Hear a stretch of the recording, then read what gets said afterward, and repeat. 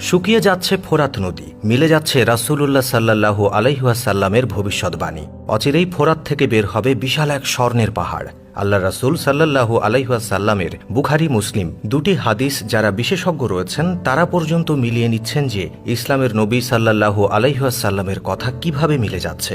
রাসূলে করিম সাল্লাল্লাহু আলাইহি ওয়াসাল্লাম তিনি হাদিসের মধ্যে ইরশাদ করেছেন যে অচিরেই ফোরাত তার স্বর্ণ ভাণ্ডারকে উন্মুক্ত করে দেবে। আল্লাহু আকবার। আল্লাহর হাবিব বলছেন, তোমাদের মধ্যে তখন যে ব্যক্তি বেঁচে থাকবে সে যেন এই স্বর্ণ থেকে কোনো কিছুই গ্রহণ না করে। আজ থেকে ১৫০০ বছর আগে আরও বলা হয়েছে, যারা ইমানদার মুসলিম তারা যেন লোভ না করে স্বর্ণের ভাণ্ডার যখন বেরিয়ে আসবে, এবং আজকে তাই ঘটেছে। রাসূলে করিম সাল্লাল্লাহু আলাইহি ওয়াসাল্লাম তিনি বলেছেন, ততদিন পর্যন্ত কিয়ামত হবে না যতদিন পর্যন্ত এই ফোরাত স্বর্ণের ভাণ্ডারকে খুলে দেবে না, অর্থাৎ ফোরাত নদী থেকে ভেসে উঠবে এক স্বর্ণের পাহাড়। আল্লাহর রাসূল সাল্লাল্লাহু আলাইহি ওয়াসাল্লাম তিনি বলেছেন,